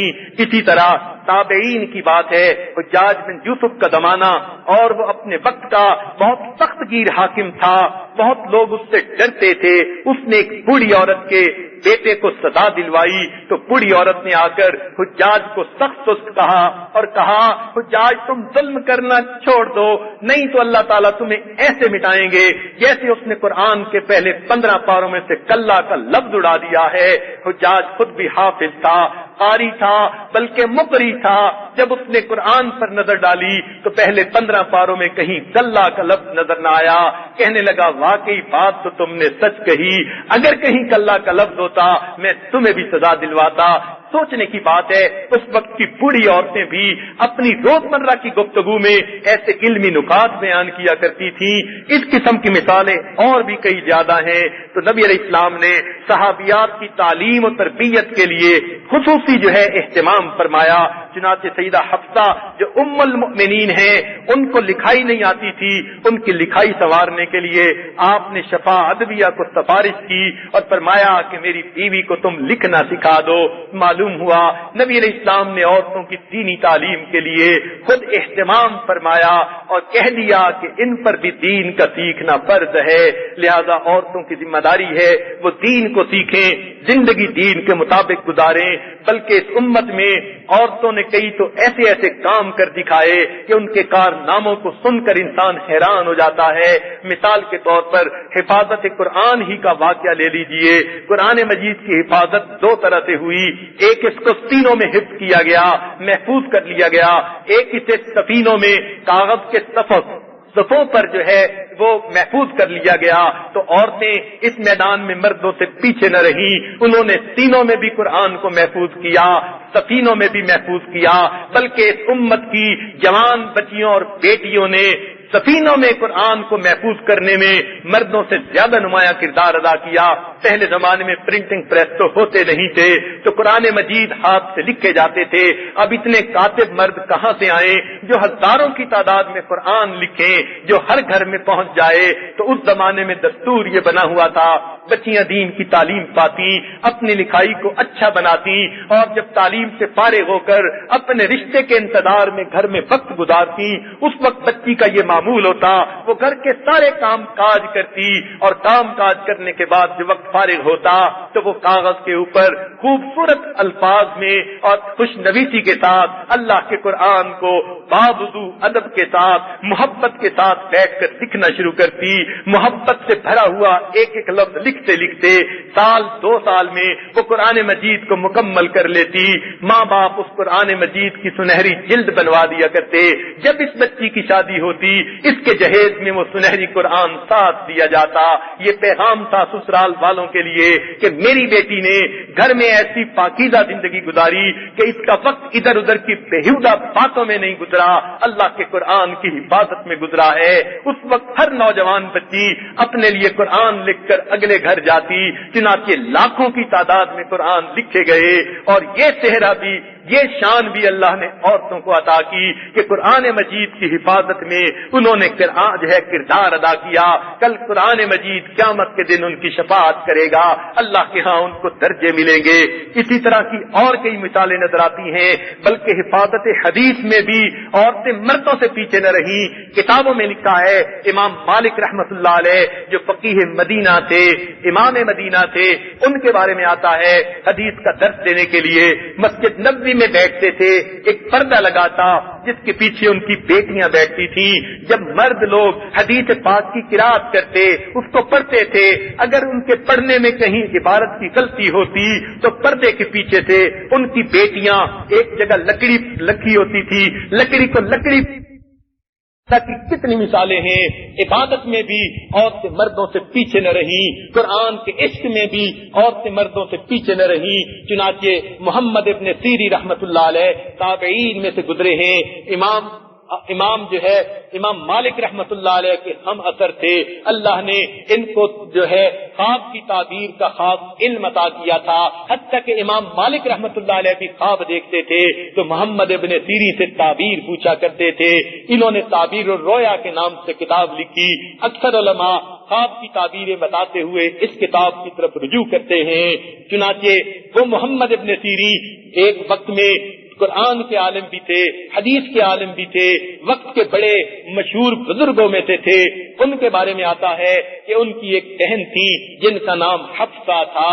حفصہ ابن بنت سیری فقیہہ بھی تھی, انصاریہ ہیں, سیدات میں سے ہیں, تابعیات میں سے ہیں. چنانچہ ان کو اللہ نے قرآن کا عشق عطا کیا تھا. چاروں جو ہے اشرا جو ہے سب روایتوں میں قرآن مجید اتنا اچھا پڑھا کرتی تھی. اور ضبط ایسا تھا کہ محمد ابن سیری قرآن پاک کا کوئی لفظ ادا کرنے میں کہیں ذرا جو ہے وہ اٹک جاتے تو بچے کو بھیجتے, فرماتے جاؤ حفصہ سے سن کر آؤ وہ اس لفظ کو کیسے ادا کرتی ہے. حفصہ جب لفظ کو ادا کرتی محمد ابن سیری اپنی تصحیح کر لیا کرتے تھے. سبحان اللہ. ایک اور کامیاب انسان کے پیچھے آپ کو ان کی بہن کا کردار نظر آئے گا ان کے قرآن پاک کی تصحیح کروانے میں. چنانچہ حفصہ ابن بنت سیری کے بارے میں آتا ہے کہ یہ 30 برس تک اپنے گھر کے اندر جو مسجد سی بنائی ہوئی تھی جس کو مسجد بیت کہتے ہیں, انہوں نے 30 سال مسجد میں گزارے. فقط قیلولہ کے لیے یا قضائے حاجت کے لیے مسجد سے باہر آتی, باقی سارا وقت مسجد میں بیٹھ کر قرآن پڑھنے اور پڑھانے میں گزار دیتی. چنانچہ ساری رات اللہ کی عبادت میں مصروف رہتی، حتیٰ کہ ان کے پاؤں متورم ہو جاتے۔ ان کے بارے میں بلکہ ایک لطیفہ بھی مشہور ہے کہ ان کی ایک باندی تھی جو عقل کی بڑی سادی سی تھی۔ اس باندی سے کسی نے پوچھا تم اپنی مالکہ کے بارے میں کیا کہتی ہو؟ وہ کہنے لگی کہ بڑی نیک خاتون ہے، بڑے اچھے اخلاق ہیں، حلیم الطبع ہیں، طبیعت میں عاجزی اور انکساری ہے، مگر ایک بات سمجھ نہیں آئی، پتہ نہیں ان سے کون سا اتنا بڑا گناہ ہو گیا ہے کہ وہ ساری رات نماز پڑھتے ہوئے روتی رہتی ہیں۔ وہ بیچاری سمجھ ہی نہ سکی کہ اللہ کی محبت میں بھی کوئی رویا کرتا ہے۔ تو باندی نے کہا کہ معلوم نہیں ان سے کون سا اتنا بڑا گناہ ہو گیا ہے، ساری رات نماز پڑھ کر روتی رہتی ہیں۔ چنانچہ ان کے وقت کے ایک بزرگ تھے ایاز ابن معاویہ رضی اللہ تعالیٰ عنہ، چنانچہ وہ فرمایا کرتے تھے کہ میں نے کوئی ایسا مرد نہیں پایا جس کو میں حفصہ پر فضیلت دے سکوں۔ چنانچہ ان کے شاگردوں نے پوچھا حضرت کیا حسن بصری اور محمد ابن سیرین کو بھی فضیلت نہیں دے سکتے؟ فرمانے لگے نہیں، ان کو بھی میں حفصہ پر فضیلت نہیں دے سکتا۔ سبحان اللہ، علم و عمل میں ایسا مقام پایا، وقت کے علماء کہنے پر مجبور ہو گئے کہ وہ حسن بصری اور محمد ابن سیرین پر بھی قرآن کے عشق میں بازی لے گئی۔ اسی طرح اور کئی تابعیات تھیں، چنانچہ حجیمہ بنت حیی ام دردہ رضی اللہ تعالیٰ عنہ صغرا تابعیہ ہیں، یہ ابو دردہ رضی اللہ عنہ صحابی کی تیسری بیوی ہیں۔ چنانچہ قاریہ تھی، مقرئہ تھی، یعنی ان کی یہ آگے قرات پڑھایا بھی کرتی تھی۔ ان کے بارے میں ابراہیم بن ابی ابلا اور عطیہ بن قیس نے ان سے باقاعدہ قرات آگے نقل کی، فرمایا کرتی تھی دنیا ہاروت اور ماروت سے بڑی جادوگرنی ہے۔ شب زندہ دار تھی، اتنی عبادت کرتی کہ پاؤں سوج جایا کرتے تھے۔ ایک مرتبہ اپنے خاوند سے محبت میں کہنے لگی کہ جب میں کنواری تھی آپ نے پیغام نکاح بھیجا، میرے ماں باپ نے میرا نکاح آپ سے کر دیا، اب میں آپ کے علم عمل اور حسن اخلاق سے اتنی متاثر ہوں، اتنی آپ سے محبت کرتی ہوں کہ میں آخرت کا پیغام نکاح آپ کو خود دے رہی ہوں۔ ابو دردہ رضی اللہ عنہ نے فرمایا کہ نبی علیہ السلام کا ارشاد ہے المرأۃ لآخر ازواجہا، عبرانی شریف کی روایت ہے کہ عورت تو اسی کے نکاح میں ہوگی جس سے اس کا سب سے زندگی میں آخری نکاح ہوگا۔ تو اگر تم جنت میں میری بیوی بننا چاہتی ہو، میری وفات کے بعد پھر کسی اور سے نکاح نہ کرنا۔ چنانچہ ان کی جب وفات ہو گئی، ابھی ان کی عمر بہت زیادہ تو نہیں تھی، اللہ نے خوبصورتی بھی دی تھی اور خوبصیرت بھی تھی، علم بھی تھا، عمل بھی تھا۔ چنانچہ حضرت معاویہ رضی اللہ تعالیٰ عنہ کے پاس وقت کی حکومت بھی تھی، انہوں نے اس وقت اپنا پیغام نکاح بھیجا کہ میں آپ سے نکاح کرنے کا متمنی ہوں، مگر انہوں نے ان کو نبی علیہ السلام کی وہی حدیث سنائی، کہنے لگی میں اپنے پہلے شوہر کی بیوی جنت میں بن کر رہنا چاہتی ہوں۔ چنانچہ حضرت معاویہ رضی اللہ عنہ نے پیغام بھجوایا کہ بہت اچھا، پھر تم روزے کو اپنے اوپر لازم کر لو تاکہ تمہارے لیے بےغگی کا وقت گزارنا آسان ہو جائے۔ سبحان اللہ، ایسی نیک خواتین اس دور میں ہوا کرتی تھی۔ اسی طرح میمونہ بنت ابی جعفر مخزومی مدنی تابعی کی یہ بیٹی ہے، قرات عشرہ کے 8ویں قاری ہیں۔ چنانچہ ابو جعفر رضی اللہ تعالیٰ عنہ ان کے بارے میں آتا ہے کہ قرات عشرہ کے 8ویں قاری ہیں، یہ ان کی بیٹی ہیں۔ انہوں نے اپنے والد سے باقاعدہ قرات و تجوید کا علم حاصل کیا اور پھر ان سے ان کے بیٹے احمد نے قرات کو باقاعدہ نقل کیا۔ یہ 2 صدی ہجری کی جو ہے وہ نیک خاتون ہے۔ اسی طرح سلمہ ام الخیر یہ 8ویں صدی ہجری کی ایک خاتون گزری ہیں۔ حضرت محقق ابن الجزری رحمت اللہ علیہ کی یہ صاحبزادی تھیں اور امام جزری رحمت اللہ علیہ کو کے نام کو ہر دنیا کا حافظ اور قاری آسانی سے پہچان سکتا ہے۔ انہوں نے اپنے والد سے جو ہے قرات و تجوید کا علم حاصل کیا اور اتنا علم حاصل کیا کہ امام جزری رحمت اللہ علیہ اپنی بیٹی سلمہ کے بارے میں خود فرماتے ہیں کہ میں سلمہ نے مجھ سے قرآن مجید حفظ کیا، پھر مقدمہ جزریہ اور مقدمۃ النحو حفظ کر کے سنایا، پھر طیبۃ النشر حفظ کر کے قرات عشرہ سنائی۔ علم حدیث، عربیت، خطاطی اور علم اشعار میں ید طولہ رکھتی ہے۔ 10 قراتوں پر ان کو اتنا کمال حاصل ہے کہ مجھے اس وقت کوئی مرد نظر نہیں آتا جو میری بیٹی کا ہم پلہ ہو۔ تو امام جزری رحمت اللہ علیہ کا یہ کہنا کہ قرآن کے علم میں اور قرات و تجوید میں مجھے اپنے وقت میں کوئی مرد ایسا نظر نہیں آتا جو میری بیٹی کے ہم پلہ ہو، اس سے معلوم ہوتا ہے کہ ان کی بیٹی نے قرآن مجید کا کیسا علم حاصل کیا تھا۔ اسی طرح عائشہ بنت ابراہیم جو دمشق کی رہنے والی تھی، ام محمد، بیٹا ان کا محمد تھا، ام محمد کے نام سے مشہور تھی، اور یہ اپنے وقت میں قرآن اور حدیث کی بڑی عالمہ سمجھی جاتی تھی، حتیٰ کہ ابن عساکر جیسے حضرات نے بھی ان سے حدیث پاک کا علم حاصل کیا۔ یہ ساتھ ہیں ابن کثیر رحمت اللہ علیہ کی تفسیر۔ ابن کثیر آج ہر عالم جو ہے پڑھتا ہے، اسے ام التفاسیر کہا جاتا ہے۔ چنانچہ ابن کثیر رحمت اللہ علیہ خود اپنی ساس کے حالات بیان کرتے ہوئے فرماتے ہیں کہ یہ حافظ یوسف مزی کی بیوی تھی اور کتابیں لکھنے میں اپنے خاوند کی مدد کیا کرتی تھی۔ چنانچہ ان کے خاوند نے 2 کتابیں لکھی، تہذیب الکمال فی اسماء الرجال، تحفۃ الاشراف بمعرفۃ الاطراف۔ ابن طولون کا قول ہے کہ یہ کتب بعد کی کتابوں کے لیے ماؤں کا درجہ رکھتی ہیں۔ ابن کثیر رحمت اللہ علیہ فرماتے تھے کہ میری خوش دامن زہد و طاعت میں اتنا بلند مقام پا گئی کہ اپنے وقت کے مردوں سے بھی سبقت لے گئی۔ تو ابن کثیر رحمت اللہ علیہ جیسے محقق اور مفسر کا یہ کہنا کہ میری خوش دامن زہد و طاعت میں، علم و عمل میں مردوں سے سبقت لے گئیں، اس سے پتہ چلتا ہے اس وقت کی عورتیں دین میں کتنی ترقی پا گئی تھی۔ اسی طرح عائشہ بنت عمران یہ 7ویں صدی ہجری کی ایک قاریہ حافظہ گزری ہیں۔ قرآن مجید کے ساتھ اتنا عشق تھا، انہوں نے اپنی زندگی میں 1520 مرتبہ پورے قرآن پاک کا حفظ مکمل پڑھا، ہر وقت قرآن پاک کی تلاوت کیا کرتی تھی۔ چنانچہ حافظ ابن عساکر فرماتے ہیں کہ میں نے اپنے لڑکپن میں 80 عورتوں سے علم حدیث حاصل کیا، گویا ہر گھر اس وقت دارالحدیث بنا ہوا تھا، ہر ماں اپنے بچے اور بچیوں کو خود حدیث کی کتابیں پڑھاتی تھی۔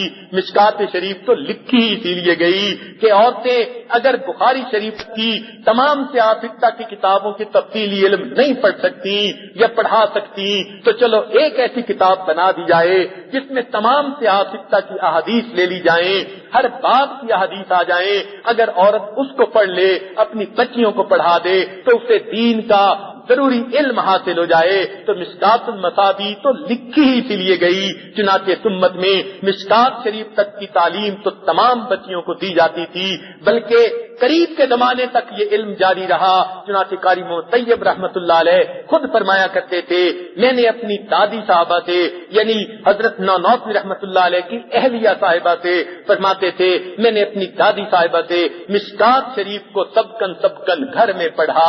سبحان اللہ، تھوڑے عرصے کی بات ہے، اس وقت تک عورتیں اپنے گھروں میں مشکات شریف تک کی کتابیں اپنے بچوں کو خود پڑھایا کرتی تھیں۔ تو معلوم ہوا اس امت میں علم کو، قرآن کو محفوظ کرنے میں اور آگے پہنچانے میں جہاں مردوں نے بڑا کام کیا، وہاں عورتیں بھی اس میدان میں پیچھے نہ رہیں۔ انہوں نے بھی اللہ کی خوشنودی کے لیے، دین کی سربلندی کے لیے زندگیوں کو وقف کر دیا تھا۔ چنانچہ ان کو اللہ تعالیٰ نے ہر میدان میں آگے بڑھنے کی توفیق عطا فرمائی، بلکہ تصنیف و تعریف کے میدان میں بھی عورتوں نے کمال کر دکھایا۔ ایک عورت عائشہ بنت یوسف باعونیہ، یہ 922 ہجری میں جو ہے وفات پاتی ہیں، دمشق کی رہنے والی تھی، پر ان کے بارے میں لکھا ہے 8 سال کی عمر میں قرآن مجید حفظ کیا، اور قاہرہ کے اس وقت درسگاہ سے انہوں نے افتاء اور تدریس کی باقاعدہ سند حاصل کی۔ یہ عورتوں میں سے وہ عورت ہے جن کو اس وقت کے سب سے چوٹی کے مدرسے سے باقاعدہ مفتیہ ہونے کا جو ہے سند دی جا رہی ہے۔ تو اتنا تو علم حاصل کر چکی تھی کہ وقت کے علماء نے ان کو افتاء کی باقاعدہ اجازت دی تھی، تدریس کی اجازت دی تھی۔ چنانچہ انہوں نے تصنیف و تالیف میں پوری اسلامی تاریخ میں ایسا کام کیا کہ امت کی عالمات اور فاضلات پر سبقت لے گئیں۔ ان کی چند باتیں، چند کتابیں امت میں بہت مشہور ہوئیں اور مردوں نے بھی ان کتابوں سے فائدہ اٹھایا۔ الاشارۃ الخفیہ فی منازل علیہ، الدر الخائف فی بحر المعجزات والخصائص، صلاۃ السلام فی فضل الصلاۃ والسلام، الفتح المبین فی مدح الامین، یہ 4 کتابیں ان کی بہت معروف ہوئیں۔ تو معلوم ہوا دین کی تصنیف و تعلیف میں بھی عورتیں پیچھے نہ رہیں. انہوں نے اپنے رب کو راضی کرنے کے لیے دین کی حفاظت اور آگے پہنچانے میں اس میدان میں بھی آگے قدم بڑھا کر دکھایا. چنانچہ عبادت کے واقعات تو بہت ہی زیادہ ہیں. ارے اس دور کی عام عورتوں کی باتیں کیا کرنی. اس وقت کی جو ملکہ ہوتی تھی، جو شاہی محل میں زندگی گزارتی تھی، ناز و نعمت کی پلی ہوئی ہوتی تھی، اس کے دل میں بھی خوف خدا ہوا کرتا تھا. چنانچہ زبیدہ خاتون اس اچھے وقت کی ایک نیک ملکہ ہے. عام دنیا اپنے شوہروں سے دنیا کی چیزیں بنواتی ہے. کہیں آپ کو یہ نظر آئے گا کہ کسی نے اپنے لیے تاج محل بنوایا، کسی نے اپنے لیے باغ بنوایا، لیکن یہ وہ خاتون ہے جس نے اپنے خامن سے فرمائش کی اور عراق سے لے کر اس نے میدان عرفات تک اپنے لیے ایک نہر بنوائی اور فرمائش کر کے بنوائی، جس سے لاکھوں انسانوں نے، حیوانوں نے، چرندوں اور پرندوں نے پانی پیا اور ان کی زندگیاں بچیں. اور اس نیک خاتون کو اس نیک خاتون کو اس کا ثواب پہنچا. اس کے کئی بیٹے تھے. اس نے اپنے 2 بیٹوں کو امام ابو یوسف رحمۃ اللہ علیہ کے پاس بھیجا اور حضرت سے کہا کہ ان کو آپ علم اور ادب کی تعلیم دیجیے. پھر اپنے خامند کو بھیجتی ہیں ہارون الرشید کو کہ جائیں دیکھ کے آئیں ہمارے بیٹے ادب سیکھ رہے ہیں یا نہیں سیکھ رہے. چنانچہ بادشاہ چل کے جاتا ہے امام ابو یوسف رحمۃ اللہ علیہ کے پاس. کیا دیکھتا ہے امام صاحب وضو کر رہے ہیں اور ان کا بیٹا جو وقت کا شہزادہ تھا وہ امام صاحب کے ہاتھوں پر اور ان کے جو ہے پانی لوٹے سے ڈال رہا ہے اور امام صاحب اپنے وضو کر رہے ہیں. یہ ہارون رشید کھڑا ہو کر دیکھتا رہا. جب وضو کر چکے امام صاحب سے ملاقات ہوئی، امام ابو یوسف رحمۃ اللہ سے عرض کرنے لگا، حضرت میری بیوی نے تو بچوں کو اس لیے بھیجا تھا آپ ان کو ادب سکھاتے. امام صاحب نے فرمایا میں نے ان کو ادب تو سکھایا، میں وضو کر رہا تھا، یہ شہزادہ ہو کر پانی ڈال رہا تھا. اس نے کہا نہیں، میری بیوی یہ چاہتی ہے کہ آپ ان کو ایسا ادب سکھاتے کہ یہ ایک ہاتھ سے آپ پر پانی ڈالتا اور دوسرے ہاتھ سے آپ کے پاؤں کو مل کے دھو رہا ہوتا.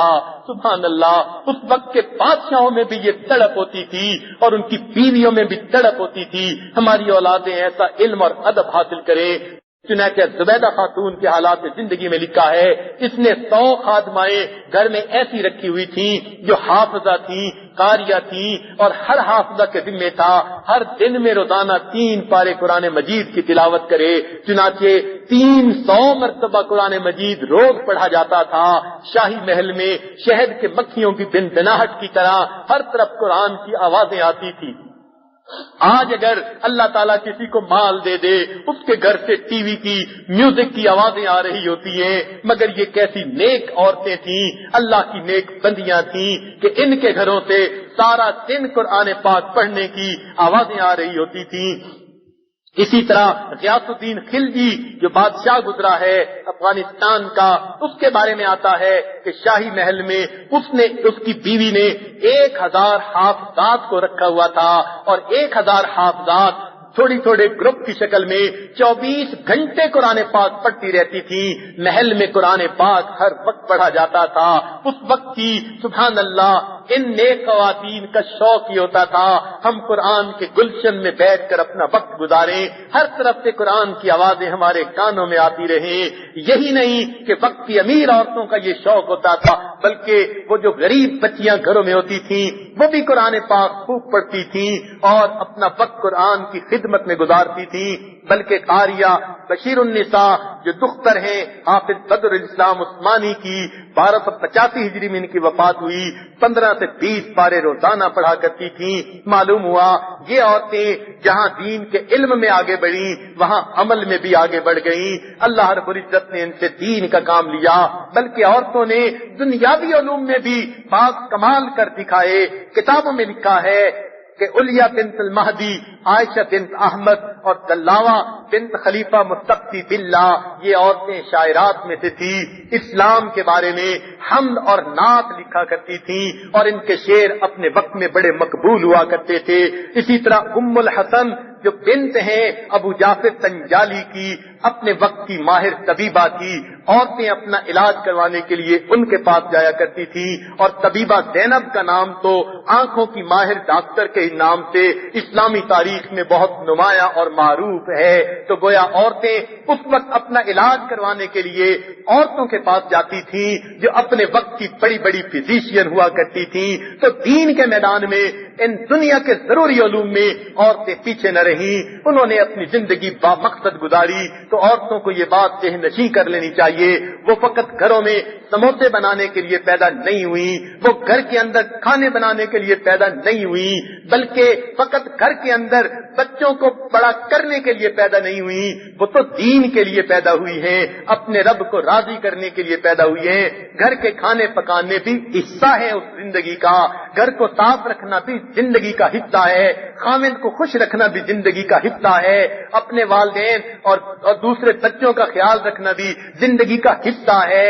مگر اس کے ساتھ ساتھ اپنے پروردگار کو راضی کرنا اور اپنے آقا اور محبوب کو راضی کرنا اور ان کی ایک ایک سنت پر عمل کرنا، یہ بھی زندگی کا ایک بڑا فریضہ ہے. اسی کی خاطر تو زندہ ہے. اللہ تیرے بنا بھی کیا جینا، اللہ تیرے تعلق کے بغیر زندگی کا کیا مزہ. آئیے قدم بڑھا کر اپنی زندگی میں علم کو حاصل کر لیجئے. اگر آپ کی عمر بڑی ہو چکی، اپنی بیٹیوں کو اس کے لیے وقف کر دیجئے، اپنی بہنوں کو تیار کیجئے، اپنی سہیلیوں کو تیار کیجئے جو دین کا علم پائیں، قرآن مجید کا علم حاصل کریں، حدیث پاک کا علم حاصل کریں، ان پر عمل کریں. آپ جہاں بیٹھیں دوسری عورتوں میں دین کی بات چلاتی رہا کریں، ان کو دین کی باتیں سناتی رہا کریں. آپ کی وجہ سے کسی نے توبہ کر لی، ساری زندگی وہ جو نیک کام کرے گی اس کا اجر آپ کے نام اعمال میں لکھا جائے گا، اور اللہ تعالیٰ اس کی نیکیوں کا سارا نور آپ کے دل میں عطا فرمائیں گے. آپ کو اللہ تعالیٰ کا قرب نصیب ہوگا.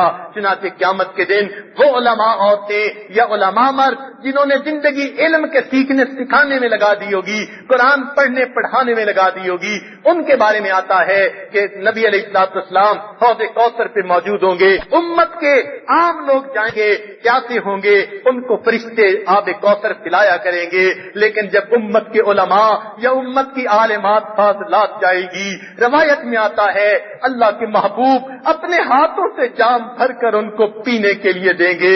یہ کتنی خوش نصیب عورتیں ہوں گی جن کو محبوب کے ہاتھوں حوض کوثر کا جام ملے گا.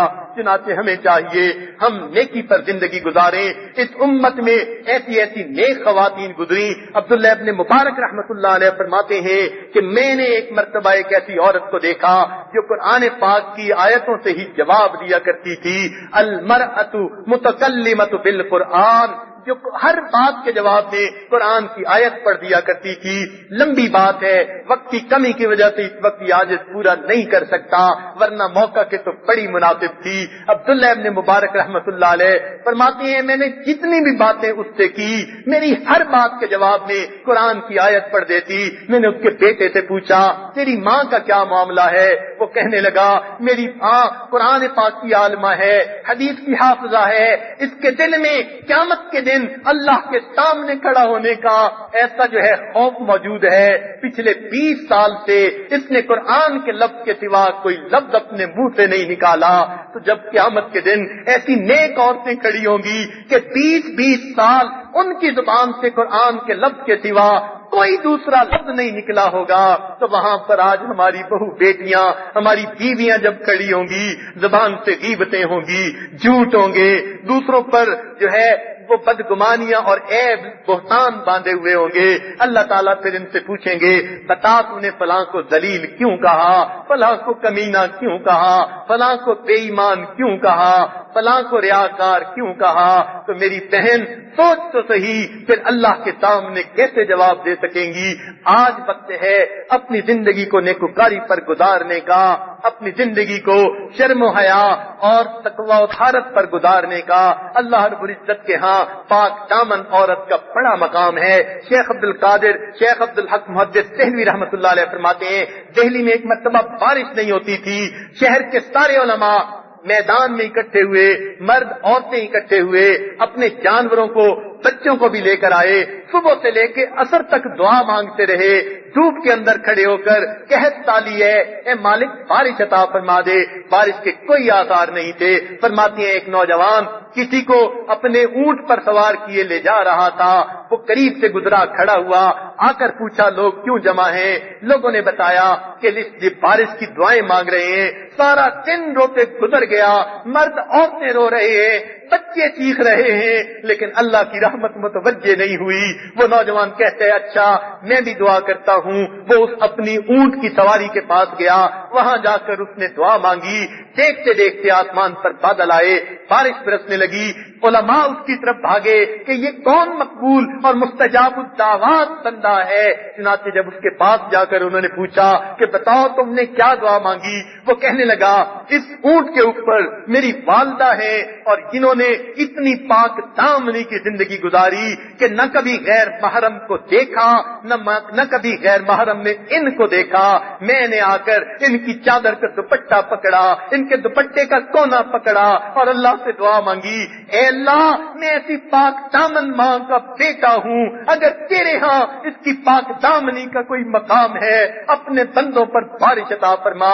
رب کریم نے اسی وقت بارش عطا فرما دی۔ تو جب نیکوکاری کی زندگی گزاریں گی، حیاداری کی زندگی گزاریں گی، اللہ تعالیٰ گھروں میں رحمتیں دیں گے، برکتیں دیں گے۔ آج کی عورتیں خامدوں کے شکوے کرتی پھرتی ہیں، اولاد کے شکوے کرتی پھرتی ہیں، یہ شکوے آپ کی اپنی بدعمالیوں کا نتیجہ ہوا کرتے ہیں۔ اگر آپ اللہ کی مقبول بندی بن جاتی، آپ کے دامن میں اللہ کبھی بھی مصیبتوں کو نہ ڈالتے بلکہ خیر کو بھیجتے، رحمتوں کو بھیجتے، آپ کے ہاتھ اٹھتے، اللہ آپ کی اولاد کو نیک بنا دیتے۔ اللہ نے تو ماں کو وہ مقام دیا کہ ماں کی دعائیں اللہ کے دربار میں بڑے بڑے اولیاء کی مانند قبول کی جاتی ہیں۔ آپ کی دعائیں قبول کیوں نہیں ہوتی؟ اس لیے آپ کبیرہ گناہوں کی مرتکب ہوتی ہیں، پردے کے بغیر باہر پھرتی ہیں، فرشتوں کی لعنت برستی ہے، حرام حلال کا لحاظ نہیں کرتی، گھر میں پاکی ناپاکی کا خیال نہیں کرتی، دین کے اوپر زندگی گزارنے کے بجائے آپ کو میوزک سننے سے جو ہے اچھی لگتی ہے۔ آپ کا کام ادھر ادھر کے آپ کا وقت ادھر ادھر کے کاموں میں گزرتا ہے، غفلت میں گزرتا ہے۔ کاش کہ آپ گھر کے کام کاج سمیٹ کر اپنا وقت قرآن پڑھنے میں، پڑھانے میں، دین کے کاموں میں گزارتی، اللہ کے دین کا دل میں درد رکھتی، پھر دیکھتی اللہ تعالیٰ آپ کی پریشانیوں کو کیسے دور کرتے۔ میرے آقا و سردار نے فرمایا من جعل الہموم ہما واحدا، جو اپنے تمام غموں کو ایک غم بنا لے گا، ہم الآخرہ، آخرت کا غم، کفا اللہ ہم الدنیا، اللہ اس سے دنیا کے غموں کے لیے کافی ہو جائیں گے۔ تو ہم دنیا کے غموں کے پیچھے کیوں وہ پھر رہے ہیں؟ اس لیے کہ اللہ کی مدد نہیں اتری۔ ہم نیکوکار بن جائیں، آخرت کو اپنا غم بنا لیں، دین کو اپنی زندگی کا مقصد بنا لیں، پھر دیکھیے اللہ تعالیٰ کی مدد کیسے اترتی ہے۔ چنانچہ اس امت میں جہاں پہلے زمانے میں عورتوں نے بڑا کام کیا، قریب کے زمانے کی ایک عورت کی بات بتاتا چلوں جو اس عاجز کا واقعہ خود پیش آیا۔ سمرقند میں اس عاجز نے ایک مرتبہ جمعہ المبارک کا خطبہ دیا۔ جمعہ کے بعد کچھ نوجوان آئے اور کہنے لگے کہ آپ ہمارے گھر تشریف لائیے، ہماری والدہ آپ سے ملاقات کرنا چاہتی ہیں۔ اس عاجز نے معذرت کی، کہا کہ مسجد میں سینکڑوں لوگ موجود ہیں، ان کو چھوڑ کر میں آپ کے گھر کیسے حاضری دوں؟ مگر مفتی اعظم سمرقند ساتھ کھڑے تھے، کہنے لگے حضرت آپ اس کا انکار نہ کرنا، آپ بھی چلے میں بھی چلوں گا، تفصیل راستے میں بتا دوں گا۔ چنانچہ یہ عاجز چل پڑا۔ راستے میں مفتی اعظم سمرقند کہنے لگے حضرت ان کی ماں وہ بچی ہے کہ جب کمیونزم آیا، سرخ آندھی آئی تو 70 سال پہلے وہ 20 سال کی نوجوان لڑکی تھی، آج اس کی عمر 90 سال ہو چکی، اب بوڑھی ہو چکی ہے۔ جب کمیونزم آیا، تحریت کا آندھی آئی تو ہر طرف لوگوں نے تحریت کو قبول کرنا شروع کر دیا۔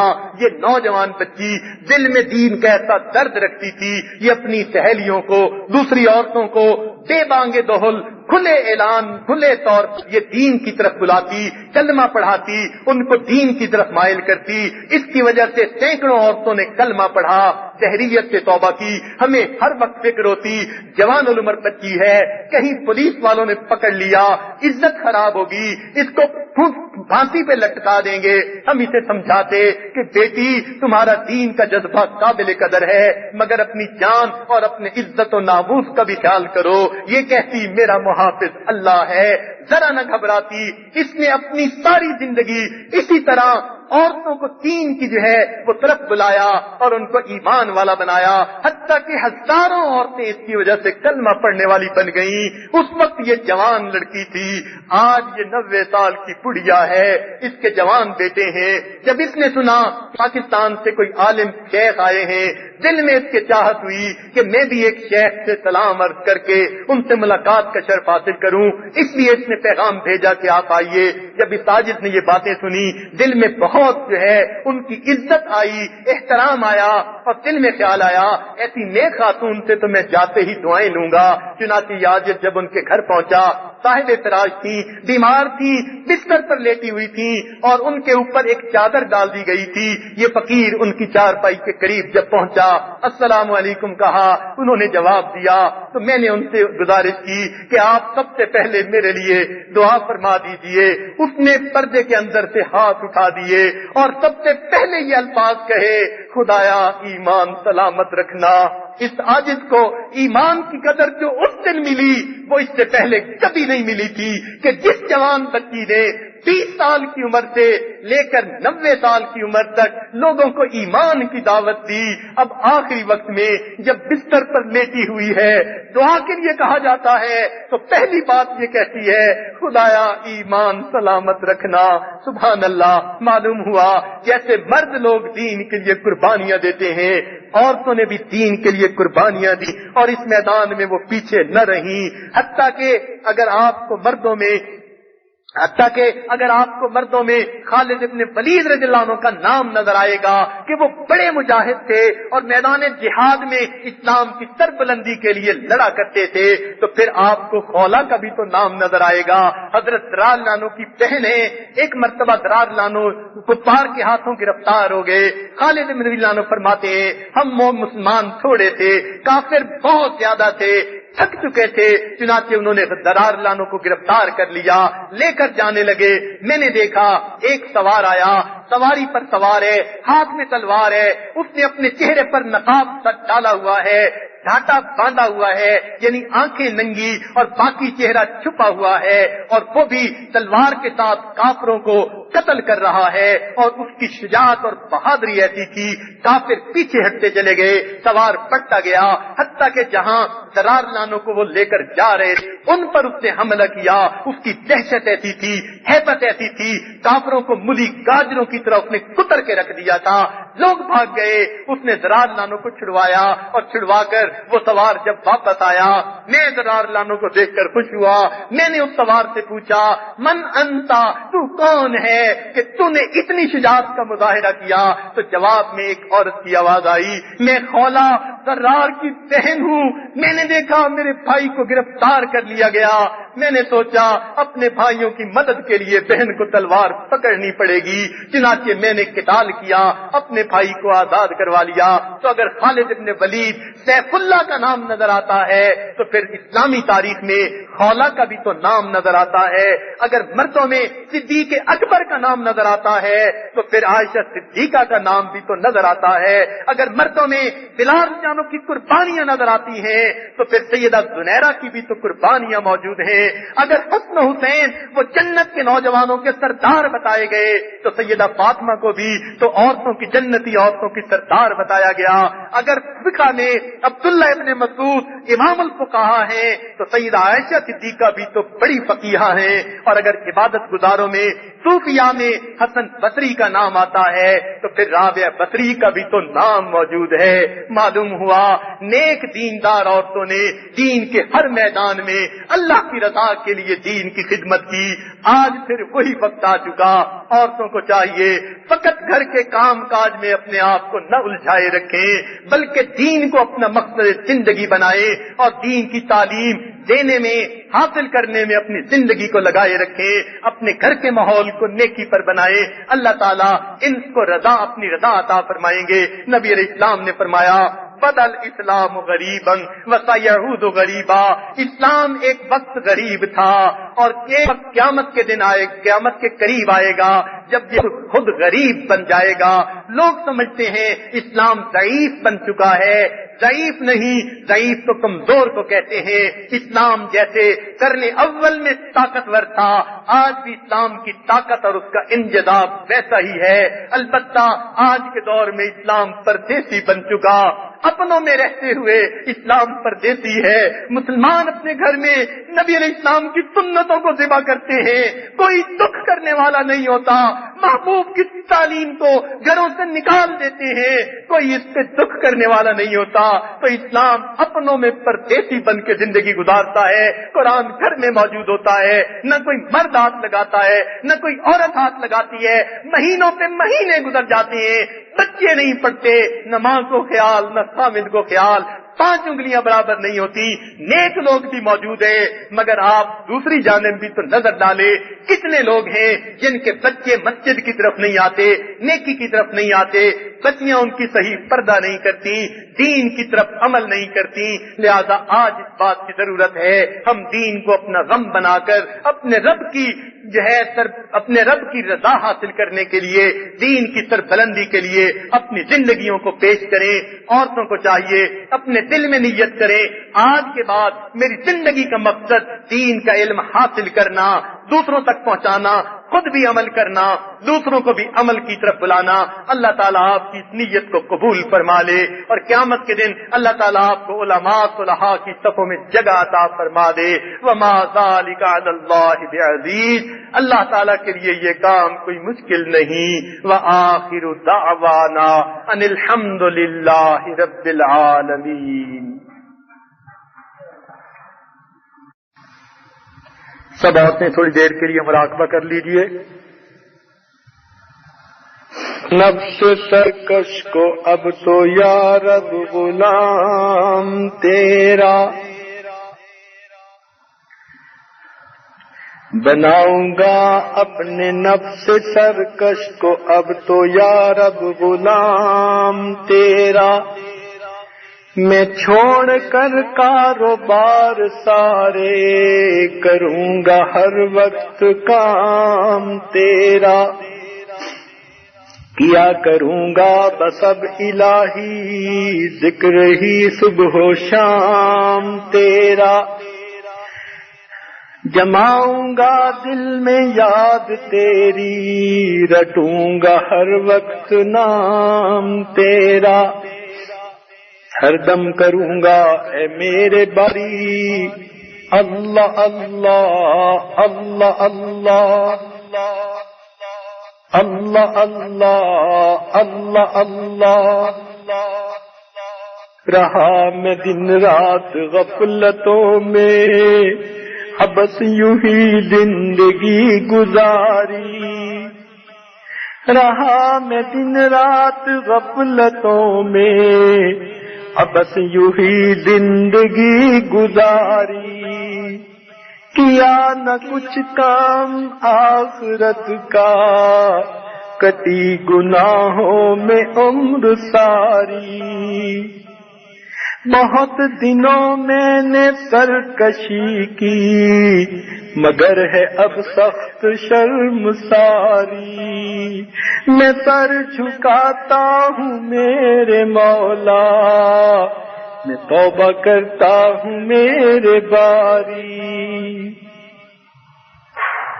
رہا میں دن رات غفلتوں میں، اب بس یوں ہی زندگی گزاری.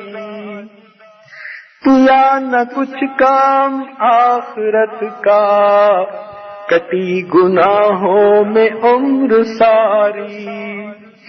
بہت نو میں نے سرکشی کی، مگر ہے اب سخت شرمساری، میں سر جھکاتا ہوں میرے مولا، میں توبہ کرتا ہوں میرے باری، ہر دم کروں گا اے میرے باری، اللہ اللہ اللہ اللہ اللہ اللہ اللہ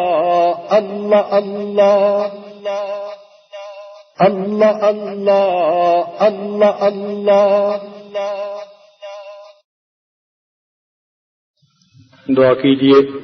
سبحان ربی العلی الوہاب، اللہم صلی علی سیدنا محمد وعلی آل سیدنا محمد وبارک وسلم۔ ربنا ظلمنا انفسنا وان لم تغفر لنا وترحمنا لنکونن من الخاسرین۔ میرے مالک، ہم ظاہر میں بندے ہیں، حقیقت میں نہایت گندے ہیں۔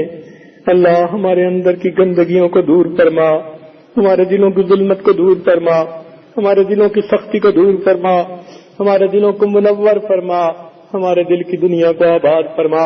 اللہ ہماری نگاہوں کو پاک فرما، ہمارے دلوں کو صاف فرما، ہمارے سینوں کو اپنی محبت سے لبریز فرما، اپنے عشق کی آتش ہمارے سینوں میں پیدا فرما۔ اللہ ہمارے انگ انگ سے اپنے ذکر کو جاری فرما، روئے روئے سے اپنے ذکر کو جاری فرما، ہماری ہڈی ہڈی پوٹی پوٹی میں اپنی محبت پیدا فرما۔ اللہ ہمیں اپنی محبت کی بھیک عطا فرما۔ میرے مولا، خالی دامن بیٹھے ہیں، گناہوں کے سوا پلے کچھ بھی نہیں، ایک بھی نیک عمل ایسا نہیں جو آپ کے سامنے پیش کرنے کے قابل ہو۔ اللہ ہماری بے سر و سامانی پر رحم فرما، اللہ ہمارے حالات کی پریشانی پر رحم فرما۔ میرے مولا، ہمارے دلوں میں تفرقہ ہے، اس میں جمعیت عطا فرما۔ دنیا کی محبت بھری پڑی ہے، اس کو نکال کر اپنی محبت سے لبریز فرما۔ اللہ ہر عمل میں اپنے محبوب کی سنت پر عمل کی توفیق عطا فرما، اور اللہ جن مسکینوں کو بھی دین کی محنت کے لیے قبول فرما، ہماری اولادوں کو دین کے لیے قبول فرما، کہ ماحول کو نیکی تقوی والا بنا، ہمیں نیکی تقوی پر ایک دوسرے کا معاون بنا۔ اے مالک، ہمیں دنیا آخرت کی سرخروئی نصیب فرما۔ میرے مالک، ہمارے ساتھ رحمت کا معاملہ فرما۔ اے اللہ، ہم نے اب تک جتنے گناہ کیے، جتنے قصور کیے، اللہ اس سے ناراض نہ ہو جائیے۔ اے مالک، ہمیں آپ کے محبوب نے آپ کا در دکھایا اور یہ بھی بتلایا اس در کے سوا کوئی دوسرا در نہیں، تو اللہ آپ کو اس وقت تک منانا ضروری ہے جب تک کہ آپ راضی نہیں ہو جاتے۔